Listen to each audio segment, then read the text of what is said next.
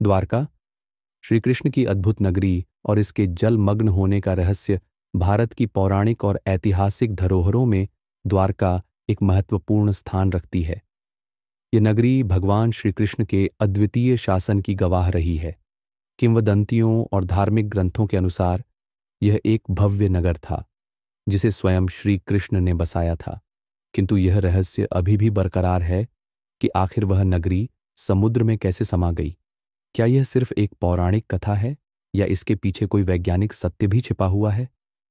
इस लेख में हम द्वारका के रहस्य, उसके डूबने के कारणों और उसके पुरातात्विक साक्ष्यों पर विस्तार से चर्चा करेंगे। द्वारका, भगवान श्री कृष्ण की पवित्र नगरी। द्वारका का अर्थ संस्कृत में द्वार का अर्थ होता है द्वार या प्रवेश द्वार। द्वारका का शाब्दिक अर्थ द्वारों का नगर है, जो कि इस नगर की भव्यता को दर्शाता है। यह नगर सप्तपुरी, 7 पवित्र नगरों में से एक है और 4 धामों में से एक माना जाता है। श्रीमद् भागवत, महाभारत और अन्य हिंदू ग्रंथों के अनुसार श्री कृष्ण ने कंस का वध करने के बाद मथुरा से द्वारका प्रस्थान किया था।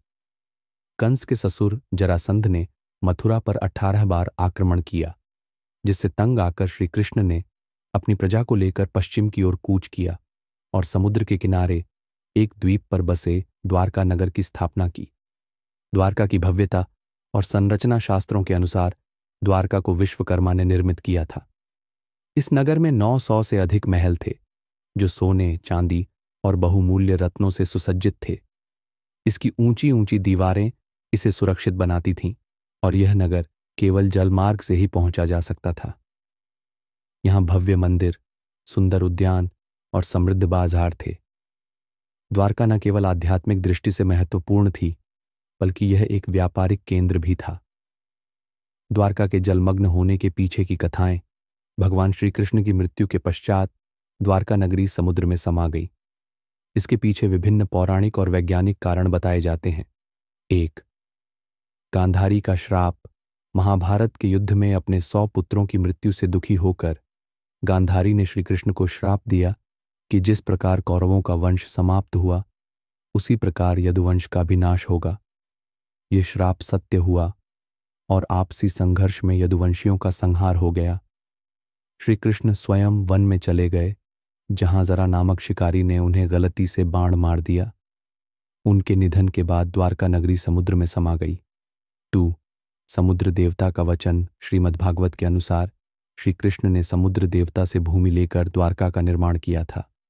जब कृष्ण पृथ्वी से विदा हो गए तो समुद्र देवता ने अपनी भूमि वापस ले ली और नगर जलमग्न हो गया। 3. वैज्ञानिक दृष्टिकोण। विज्ञान के अनुसार लगभग 9000 साल पहले हिमयुग समाप्त हुआ, जिससे समुद्र का जलस्तर बढ़ गया और कई प्राचीन नगर डूब गए। द्वारका भी उन्हीं नगरों में से एक हो सकता है। इसके अलावा कुछ शोधकर्ता मानते हैं कि किसी भूगर्भीय हलचल या सुनामी के कारण भी द्वारका का विनाश हुआ होगा। 4. एलियंस और उन्नत तकनीक का सिद्धांत। कुछ शोधकर्ताओं का मानना है कि द्वारका पर किसी उन्नत सभ्यता ने हमला किया था।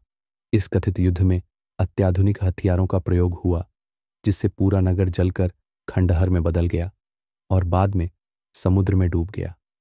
समुद्र में छिपी द्वारका की खोज। द्वारका का उल्लेख पहले केवल धार्मिक ग्रंथों तक ही सीमित था, लेकिन 20वीं शताब्दी में पुरातात्विक खोजों ने इसे एक ऐतिहासिक सत्य बनाने की दिशा में महत्वपूर्ण भूमिका निभाई। 1. वायुसेना के पायलटों की रिपोर्ट। भारत की वायुसेना के पायलटों ने 1960 के दशक में द्वारका के पास समुद्र के नीचे रहस्यमय संरचनाओं को देखा। इसके बाद वैज्ञानिकों ने वहां शोध करना शुरू किया। 2. समुद्री पुरातत्व अनुसंधान। Marine archaeology research. 1979 में प्रसिद्ध पुरातत्वविद डो एस.आर.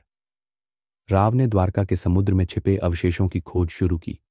इसके तहत गोताखोरों और सोनार तकनीक की मदद से समुद्र तल में 560 मीटर लंबी प्राचीर और 30 खंभों के अवशेष पाए गए, जो महाभारत में वर्णित द्वारका से मेल खाते हैं। 3. कार्बन डेटिंग और प्राचीन अवशेष। पुरातत्वविदों ने द्वारका से प्राप्त वस्तुओं की कार्बन डेटिंग की, जिससे पता चला कि ये 9000 साल पुरानी हो सकती हैं।